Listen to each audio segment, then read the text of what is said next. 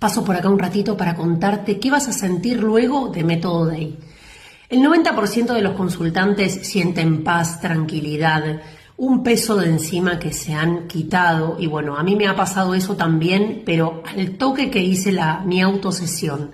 También hay personas que físicamente eliminan residuos, por decirlo así de alguna manera, por varios días. Otras personas que sienten que tienen más bloqueos que antes. ¿Pero por qué?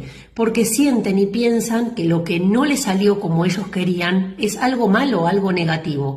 Y es parte de este videojuego en el que estamos inmersos. Subir de nivel a veces implica tener dificultades, obstáculos, que sabemos que lo vas a poder atravesar porque para eso son pruebas. Así que no dudes de vos mismo, confía en vos, no tires la toalla apenas las cosas no salgan como vos querés o pensás. Te mando un abrazo.